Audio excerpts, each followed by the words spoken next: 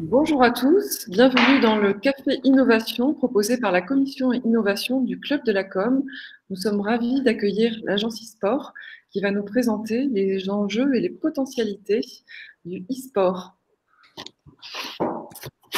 Alors, Alors, avant de commencer la présentation, excuse-moi, Rodolphe, vas-y. je vais juste faire un petit mot d'introduction parce que je pense qu'il y a beaucoup de gens qui se demandent ce que c'est que l'e-sport. Et je voulais simplement, parce que vous êtes vous baignez dedans dans l'agence e-sport, mais pour les novices comme nous au Club de la Com, c'est peut-être un peu plus compliqué. Donc l'e-sport, en fait, c'est la pratique compétitive du jeu vidéo et ça commence dès lors que deux personnes jouent l'une contre l'autre. Il y a un environnement complet qui existe autour de ça. On parle d'équipes sportives, on parle de nouveaux modèles économiques, on parle aussi de partenariats industriels. Le marché du jeu vidéo est en pleine expansion et aujourd'hui, il pèse plus que l'industrie cinématographique et musicale réunie. Il y a environ 10 millions de joueurs de jeux vidéo loisirs aujourd'hui en France entre 15 et 34 ans, donc c'est un marché énorme, en plein essor. 40% des revenus de ce marché proviennent du sponsoring qui est de plus en plus nombreux avec des gros acteurs comme Vuitton, Gucci, on en parlera tout à l'heure avec Boris. Et pour nous dans la com, c'est aussi un moyen d'adresser une nouvelle cible avec des consommations médias différentes et des nouveaux comportements. Donc, on trouvait que c'était intéressant de partager avec vous ce milieu et c'est ce que vont faire Rodolphe, Hugo et Boris tout de suite. Rodolphe, à toi. Et par rapport à ce que tu dis, Béatrice, ce qui est quand même très intéressant, c'est que l'e-sport, même si tout le monde en a plus ou moins entendu parler de près ou de loin, ça reste encore un marché de niche. En France, c'est un tout petit marché qui ne demande qu'à grossir et la mission principale de l'agence e-sport, c'est de développer l'économie de ce marché-là au niveau national. Donc, au niveau national dans un premier temps, ensuite, on va dire au niveau européen, et ensuite en faire une place forte au niveau mondial, comme on peut l'entendre sur les marchés asiatiques, sur le marché américain. Donc, en France, on est sur un marché de niche, un tout petit marché qui pèse autant au final que la signature d'un seul sponsor en Asie, pour vous dire en ordre de comparaison. Comment on est articulé? On est articulé autour de 3 piliers principaux. Premièrement, on a pour but de créer des emplois. Créer des emplois, c'est au sens large dans l'e-sport. Vous l'entendrez, c'est pas mal de métiers qui. Moi, je fais des études dans la com. Moi, je fais des études dans l'IT. Moi, je fais des études dans le business. En fait, est-ce que je peux travailler dans l'e-sport au final? Donc déjà, c'est un peu dégrossir tous ces sujets-là en montrant que oui, il y a des emplois même dans le droit partout au niveau de l'e-sport. Accompagner les étudiants, avoir les réseaux privilégiés avec tout ce qui est levée de fonds, business angel, plutôt spécialisé entertainment, et également avec le village BAICA, via un accélérateur très concret de start-up.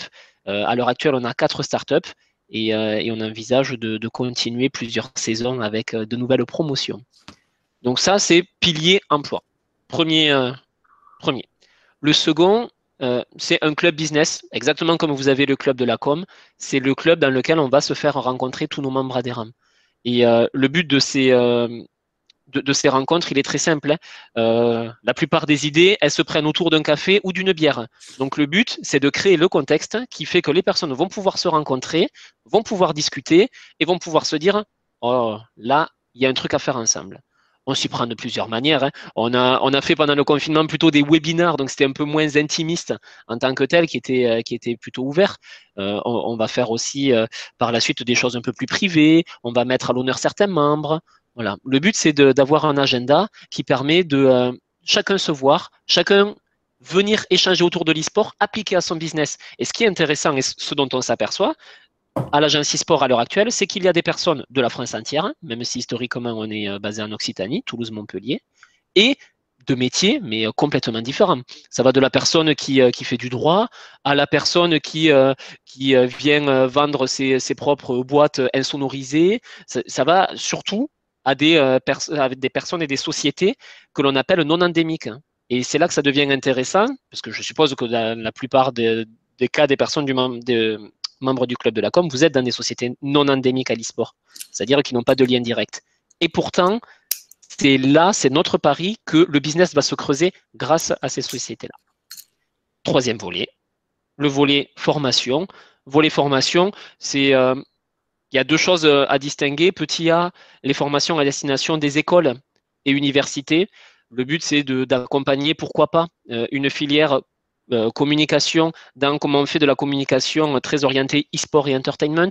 Ça peut être pour des écoles du management du sport. Comment on peut faire du management de l'e-sport? Est-ce qu'il y a les mêmes paramètres à prendre en compte? Est-ce que ce sont les mêmes préparations pour de la compétition, pour de la professionnalisation et autres? Ça peut aller sur de l'acculturation, sur le marché, c'est très très large. Deuxième volet, petit B, formation à destination des entreprises.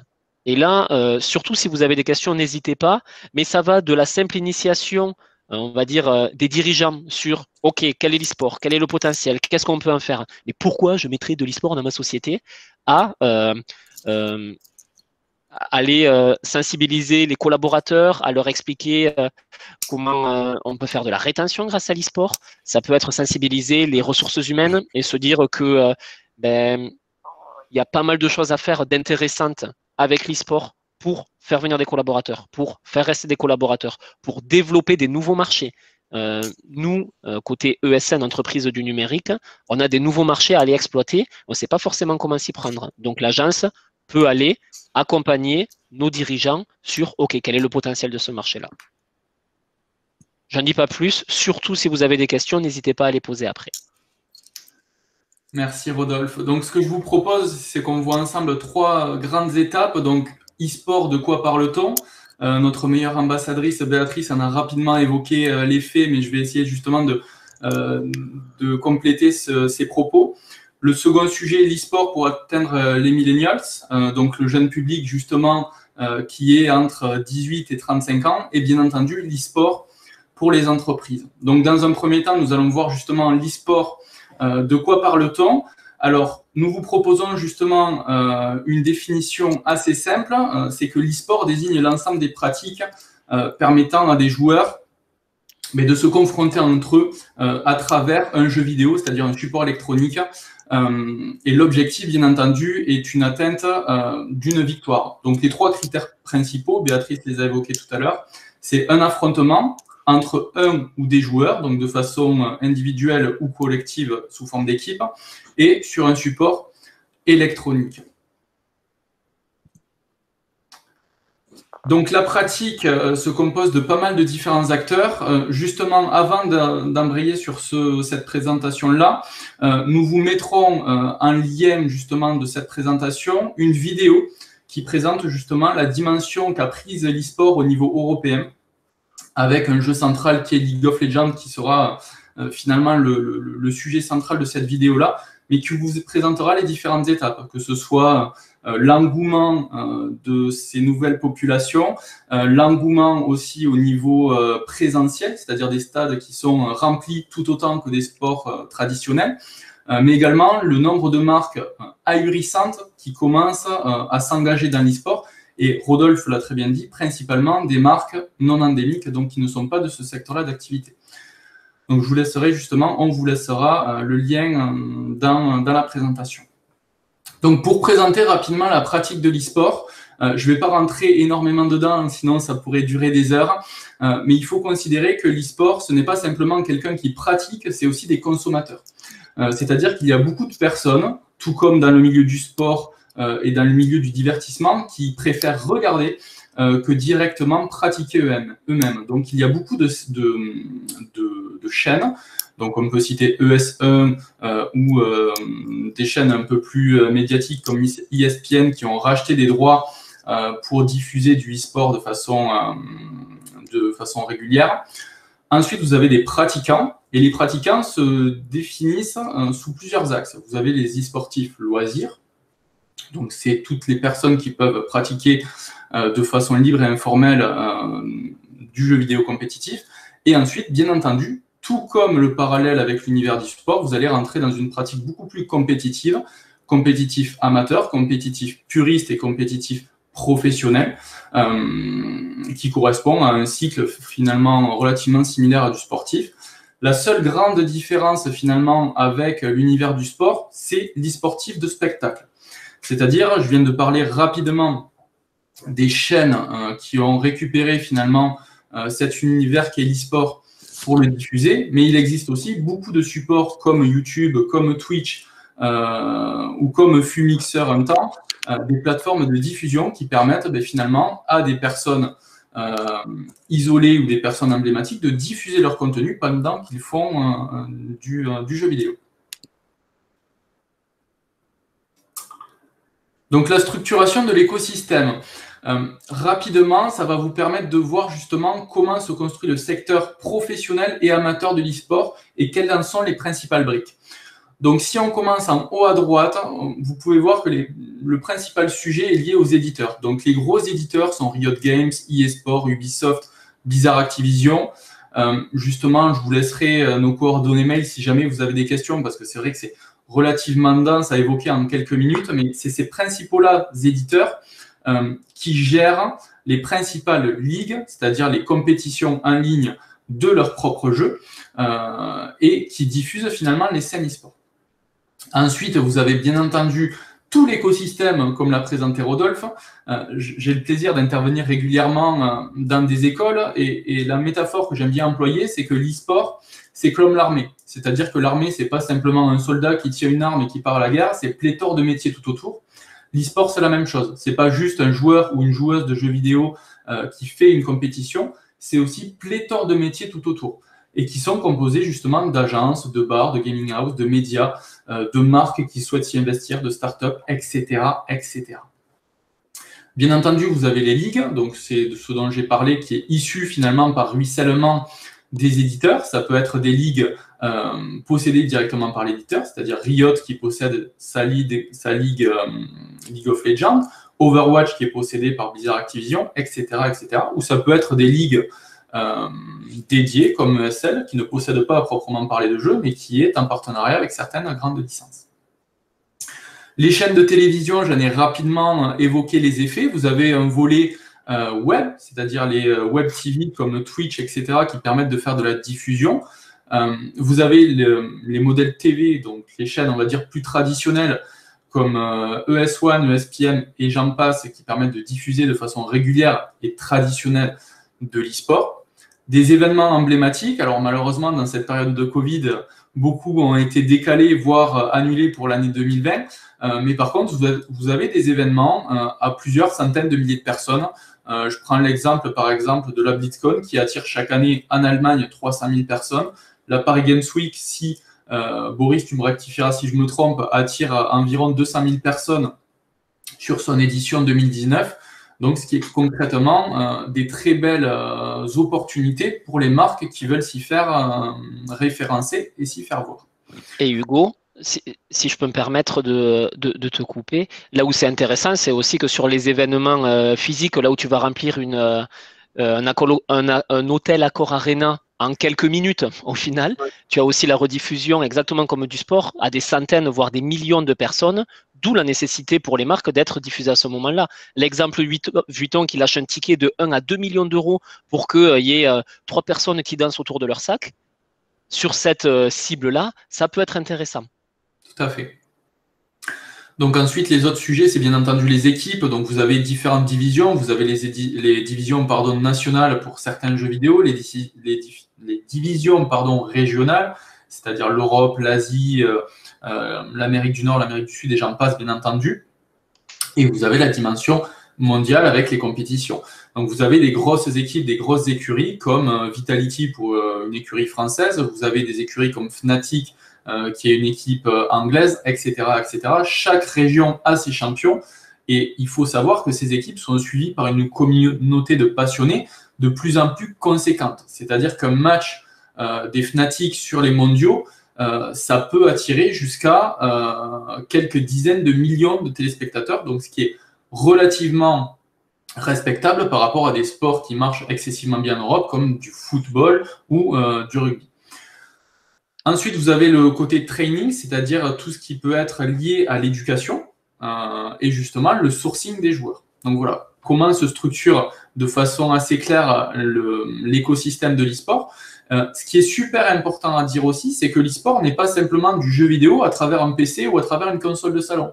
C'est-à-dire qu'il y a beaucoup aussi d'événements qui se font maintenant et de compétitions à travers du mobile, à travers de la tablette. Et donc, toute cette composante, finalement, fait que n'importe qui, a priori, peut s'intégrer dans cette démarche-là. Donc, quelques chiffres, justement, qui corroborent mes propos juste avant. Les revenus de l'e-sport sont en constante progression. C'est l'un des rares secteurs d'activité, je ne vais pas me prendre le risque de dire le seul, mais il fait partie des rares secteurs d'activité à avoir une croissance à 2 chiffres qui dépasse les 30% et qui dépasse les 40% de moyenne depuis les 5 dernières années. Donc, c'est quelque chose qui prend de plus en plus de place par rapport à sa visibilité et par rapport aux droits médias, mais surtout par rapport au sponsoring qui est fait tout autour. Et vous pouvez voir justement à travers cette diapositive la croissance globale qui est générée par ce secteur-là d'activité. Quelques rapides chiffres, l'e-sport dans le monde, c'est 440 millions, allez, 450 millions de consommateurs réguliers qui justement consomment du jeu vidéo sous forme compétitive. Il faut savoir, à titre de comparaison, que la demi-finale et la finale qui a eu lieu en France de League of Legends de l'année dernière, en octobre de l'année dernière, a géré 350 millions de personnes uniques qui sont venus voir en ligne cette compétition. Évidemment, le ruissellement derrière pour les marques, Rodolphe a parlé de Louis Vuitton qui était finalement l'un des ambassadeurs de cette finale, le ruissellement a été énorme pour eux, pour un coût d'acquisition relativement faible, si je me permets, qui a été de 2 millions d'euros. Donc c'est une croissance aussi de l'audience, c'est-à-dire certains sports traditionnels malheureusement perdent de l'audience, par contre l'audience sur le volet e-sport est croissante sur la plupart des jeux, emblématiques qui seront présentés tout à l'heure. Et bien entendu, les revenus estimés sont relativement énormes. Si on prend le secteur du jeu vidéo à proprement parler, c'est 150 milliards de chiffre d'affaires sur le monde. Et également, il est avec une augmentation à 2 chiffres. L'e-sport tend à également évoluer énormément sur les années à venir avec des perspectives très positives, que ce soit en France ou à l'international. Bonjour à tous, donc moi c'est Boris Bergerot, je vais prendre le relais d'Hugo et de Rodolphe pour faire suite justement au potentiel de l'e-sport, notamment pour les marques, puisque c'est quand même un des objectifs aujourd'hui de notre discussion. Comme l'évoquait Hugo sur la notion de sponsoring et comme l'a rappelé Béatrice en introduction, faut déjà bien comprendre que sur le modèle économique de l'écosystème de l'e-sport, il y a une énorme part, supérieure à 50%, qui provient du sponsoring d'équipes, sponsoring d'événements par exemple. Pourquoi utiliser l'e-sport aujourd'hui pour atteindre les millennials? Il est très clair que les jeunes, on va dire sur une tranche 18-35, se détournent de façon assez régulière des médias traditionnels, donc lisent peu la presse, consultent moins régulièrement la télévision et sont plus en mode consommation de type streaming, donc que les plateformes de type Netflix ou pour la musique, Spotify, Deezer ou autres. Et finalement, ce côté ultra connecté des fameux digital natives a un intérêt pour l'e-sport puisque c'est un moyen de les toucher. Et donc finalement, on parle d'une économie certes qui génère un peu plus d'1 milliard l'année dernière, ce qui reste malgré tout assez faible par rapport à des sports, à des économies de type sport ou autres qui sont plutôt en centaines de milliards de chiffres d'affaires générés. Mais le gros intérêt, c'est qu'avec cette croissance continue du secteur du marché, les marques vont pouvoir finalement s'adresser à travers des actions de sponsoring, des événements online, des événements offline, tout ce qui se passe en termes de stratégie social média par exemple, pour pouvoir toucher cette fameuse cible des millennials qui est si compliquée à capter à travers des médias traditionnels. Donc là, on a sur cette petite infographie rapide de profils de jeunes qui sont consommateurs d'un certain nombre de marques, évidemment consommateurs de Twitch et de Spotify pour le côté à la fois jeux vidéo et le côté musique, pratiquent un certain nombre de jeux, sont habitués à maîtriser des outils et notamment des applications social média. Donc il y a une relation de proximité aussi qui est très pertinente entre ces fameux millennials et les joueurs et ou les équipes qu'ils suivent. Cette proximité se faisant en énorme partie à travers les plateformes de streaming, à travers les chats de discussion et à travers les réseaux sociaux, que ça soit sur Instagram, que ça soit sur un petit peu Snapchat, sur TikTok de plus en plus, sur Twitter évidemment qui est le média principal aujourd'hui au niveau du secteur de l'e-sport. Donc ces digital natives qui sont si compliqués à toucher, bien qu'étant ultra connectés, justement peuvent découvrir un certain nombre de marques, de sponsors, grâce à la médiatisation de l'e-sport. Ça peut être aussi, évidemment, pendant des événements physiques, dans des arénas, où on va avoir des activations marketing pour une voiture qui va être présentée avec des essais, avec des goodies, avec des animateurs qui vont être présents. Ça va être les sponsors des ligues ou des championnats ou des compétitions qui sont présentées. Évidemment, en ligne, on a une forte portée, comme le soulignait notamment Rodolphe. Le gros intérêt, ça va être le côté replay et le fait d'avoir une persistance finalement de la visibilité. On a aujourd'hui, selon le baromètre de France eSport Médiamétrie, environ 10 millions de personnes qui sont joueurs d'e-sport. Alors avec toute la graduation qu'a évoqué Hugo tout à l'heure sur les pratiques de l'e-sport, hein, donc on ne parle pas de joueurs professionnels. Il faut savoir qu'aujourd'hui, il y a un peu moins de 200 joueurs en France qui vivent de cette activité-là, donc c'est-à-dire qu'ils sont rémunérés pour pratiquer un jeu vidéo comme on serait un joueur de tennis, de basket, de football ou autre. Mais le gros intérêt, c'est que non seulement le nombre de pratiquants augmente, mais l'audience également augmente, grâce notamment à la démocratisation du streaming, avec les plateformes Twitch notamment, et qu'on peut générer de l'interaction et de l'engagement. Donc tout ceci se mesure, évidemment. Il est question d'outils marketing, de gestion de ROI.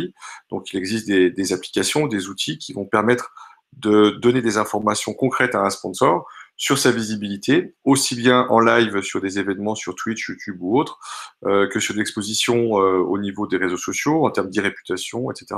Donc finalement, quand un sponsor cherche à toucher cette cible des millennials en s'impliquant dans l'écosystème de l'e-sport, ils vont pouvoir aussi disposer finalement d'outils qui vont permettre en quelque sorte de valider l'intérêt. Donc on va essentiellement parler de brand awareness, de notoriété, de visibilité, d'engagement, plus que de ROI purement financier quand on va mettre en place une stratégie marketing tournée autour de l'e-sport, même si on peut avoir évidemment des effets de levier et de la génération de business de façon très concrète. Mais aujourd'hui, c'est un support de communication privilégié de marques qui veulent développer de nouveaux services, de nouveaux produits et toucher une cible qui est difficilement joignable traditionnellement. Donc, on communique différemment en tant que marque et on rentre dans une culture, dans un environnement qui est celui de l'e-sport et qui devient finalement un phénomène sociétal, renforcé notamment par la phase de Covid, pendant laquelle on a pu s'apercevoir que des célébrités, des joueurs professionnels d'un certain nombre de sports se sont impliqués dans des actions de charité, dans des tournois en ligne, etc. Et donc finalement, on a un côté assez mainstream, dirons-nous, qui se met en place autour de l'e-sport, et donc une énorme opportunité pour les entreprises de pouvoir s'impliquer, de pouvoir avoir de la visibilité. Vous avez ici quelques marques qui s'engagent dans l'e-sport. Je ne vais évidemment pas rentrer dans les détails de toutes ces marques. La plupart, vous l'avez constaté, sont des marques qu'on appellera non endémiques, donc qui n'ont pas pour cible directe la cible des gamers et des pratiquants d'e-sport. On les retrouve au niveau international. On parle de chiffres parfois assez conséquents pour être sponsor majeur d'un événement sur lesquels vous allez avoir ce qu'on appelle des cash prizes, c'est-à-dire des récompenses au tournoi qui sont parfois de plusieurs dizaines de millions de dollars. Donc on a des marques que l'on va trouver dans l'univers, on va dire, assez traditionnel de nos sociétés, qui vont s'impliquer dans l'e-sport pour avoir de la visibilité et montrer qu'elles sont là et donc se différencier par rapport à leurs concurrents. Aujourd'hui, on a environ, on a presque 900 900 actions de sponsoring qui ont été mises en place autour d'un peu moins de 400 marques pour finalement près de 350 entités qui ont été sponsorisées. Vous avez ici donc quelques chiffres. Il faut voir que la plupart du temps, le sponsoring se matérialise auprès des équipes, c'est-à-dire qu'on est sponsor d'une équipe parce qu'on a une présence sur son logo, on a son logo pardon sur le jersey, sur les casquettes, sur les chaînes des équipes, des joueurs, etc. On a du sponsoring en deuxième plan qui est celui des compétitions. Et donc, l'intérêt de sponsoriser une équipe devient aujourd'hui croissant avec des industries qui vont sponsoriser, qui varient selon évidemment la localisation des championnats, la culture, on va dire, des jeunes. Et vous avez des marques comme HyperX, Razer, etc., qui sont des marques aujourd'hui qu'on appellera plutôt endémiques, qui vont être fortement présentes. Donc ça, c'est assez légitime. Et vous avez des marques comme Betway, par exemple, dans les paris, ou AirAsia, qui vont faire un maximum d'activation marketing pendant des événements. Donc ça, voilà, pour un rapide scope, on va dire, de l'implication, notamment en termes de sponsoring, de certaines marques vis-à-vis des acteurs de l'e-sport. Deuxième volet, là on a parlé de la cible des millennials, donc une cible externe à l'entreprise et qui permet de développer à la fois son business, sa notoriété, l'engagement et la génération de communauté, de proximité, parfois même émotionnelle avec une cible. Évidemment, il y a tout le volet en lien avec les entreprises. C'est un volet à ne pas oublier, c'est qu'est-ce que l'e-sport peut apporter à une entreprise. Donc on a un certain nombre d'opportunités aujourd'hui qui sont présentes, qui sont en quelque sorte un peu à leur balbutiement parce que l'économie de l'e-sport demeure peu connue. C'est aussi l'une des raisons d'être de l'agence e-sport, c'est de démocratiser les opportunités aussi pour les entreprises. Et il y a déjà un premier volet qui va être celui, par exemple, de la marque employeur. Il y a un certain nombre d'entreprises, des ESN ou autres, qui vont exploiter le côté affinité au secteur du jeu vidéo et de l'e-sport pour se démarquer au niveau de leur marque employeur et devenir plus attractive pour avoir des profils qui vont y trouver un intérêt. Parce qu'après, évidemment, on peut utiliser la thématique de l'e-sport, les compétitions, au sein de l'entreprise et on va créer, on va dire, un engagement. On parle beaucoup de RSE, etc. Mais là, le jeu vidéo et l'e-sport, culturellement parlant, l'industrie du jeu vidéo, l'a rappelé Rodolphe tout à l'heure, est une industrie forte en France, au niveau d'un chiffre d'affaires qui d'ailleurs est supérieur à celui du cinéma et de la littérature cumulée, me semble-t-il. On a donc ici une opportunité de dire à des jeunes, venez travailler chez nous. Nous, la culture du jeu vidéo, non seulement elle ne nous fait pas peur, mais on se l'approprie et on est capable, grâce à l'e-sport aussi, de générer un certain nombre d'actions en interne et pourquoi pas en externe. Donc, en interne, on va parler typiquement de team building et de notions de fidélisation. Et sur la partie externe, on va pouvoir aussi travailler le côté communication et dire, ben voilà, notre entreprise est partenaire, est sponsor d'un événement ou d'une équipe, et on va créer comme ça de la notoriété. Point intéressant, la notion RH, puisque des initiatives commencent sérieusement à se développer sur le fait de prendre en considération au moment du recrutement l'appétence d'un profil pour l'industrie du jeu vidéo et notamment de l'e-sport, parce qu'on va pouvoir creuser au niveau des soft skills un certain nombre de choses en identifiant des critères propres aux candidats, en quelque sorte, qui pourraient se décliner à l'intérieur même de l'entreprise qui recrute. Enfin, la notion de rapprochement entre le sport et l'e-sport, c'est un phénomène mondial. Aujourd'hui, on a un peu plus de 300 clubs de sport professionnels qui ont une équipe e-sport ou plusieurs équipes e-sport à travers le monde.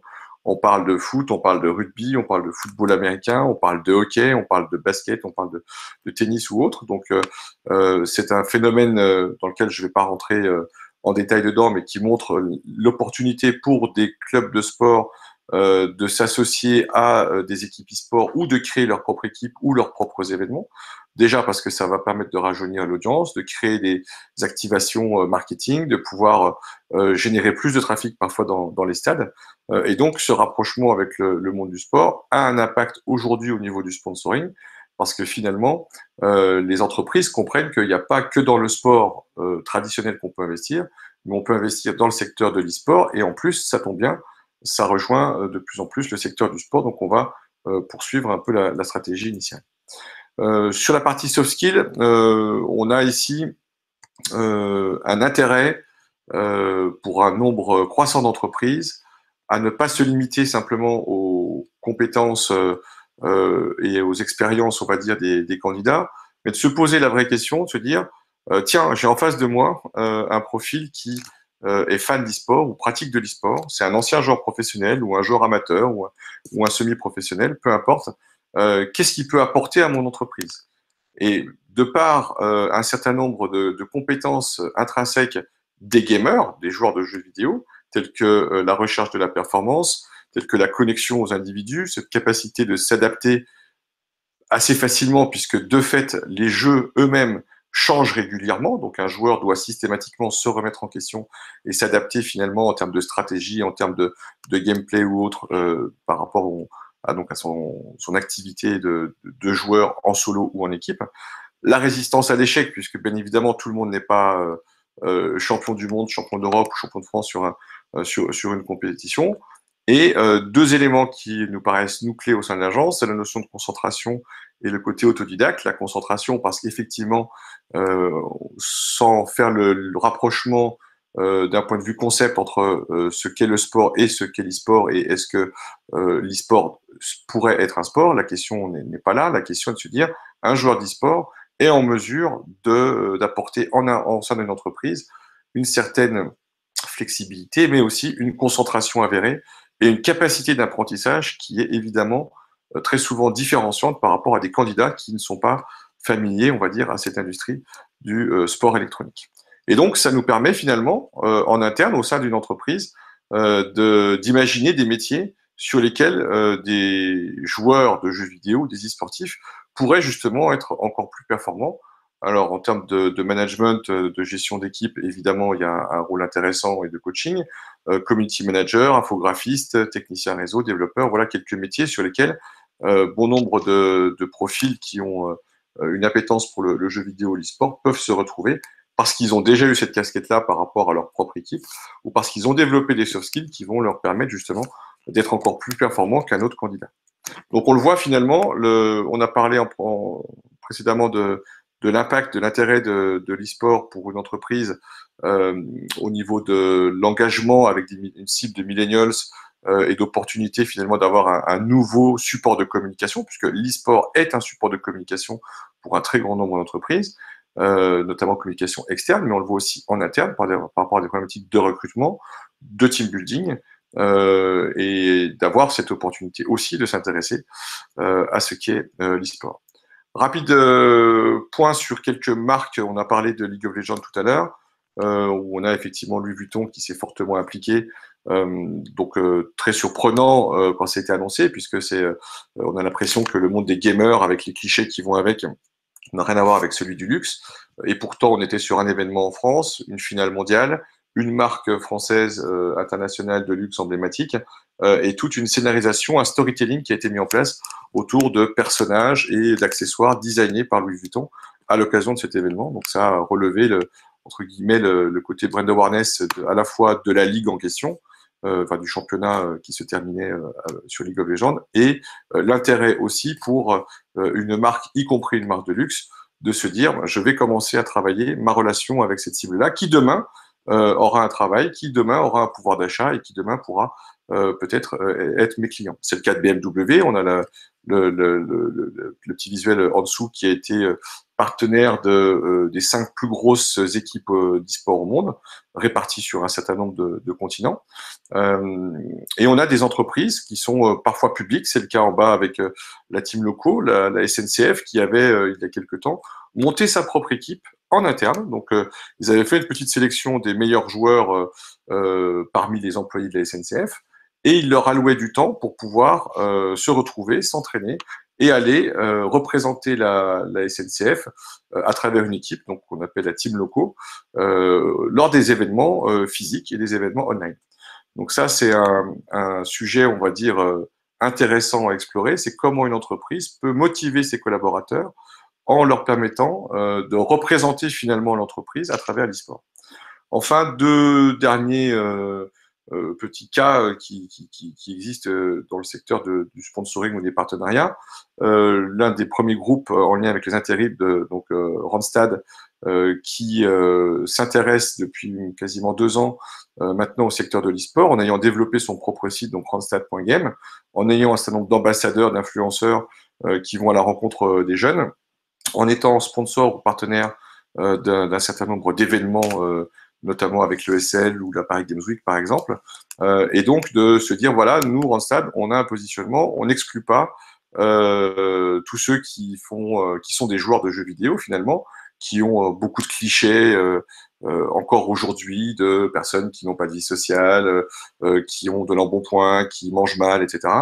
Non, on va travailler justement avec cet écosystème-là parce que le jeu vidéo a cette opportunité de rentrer dans le monde du travail et donc les compétences finalement des candidats ont un vrai sens pour les entreprises. Enfin, OGaming, qui est l'un des principaux médias de diffusion de compétition sur le marché français, a fait un partenariat avec Alloresto pour justement permettre à ses audiences de bénéficier de codes de réduction et donc de découvrir le Alloresto.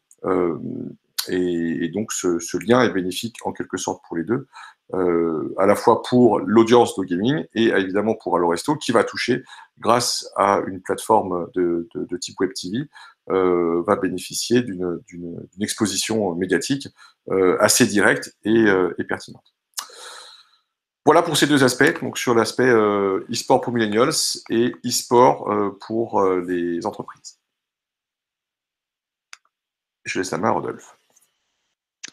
Alors, donc, je vais paraphraser ce qu'il y a écrit, mais vous avez compris que l'e-sport, c'est une discipline jeune, en forte croissance exponentielle, que ce soit au niveau du pratiquant, événement, cash prize, chiffre d'affaires, en fait, au niveau du marché.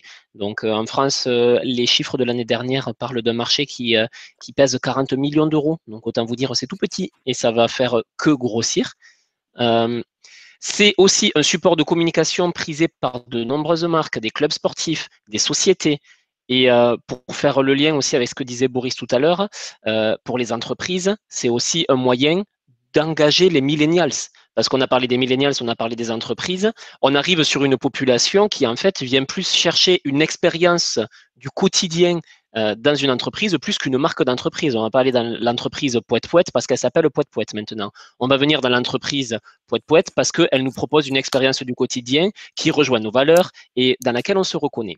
Donc, c'est quand même quelque chose de très important et c'est un paradigme qui change par rapport à nous, nés avant les années 2000.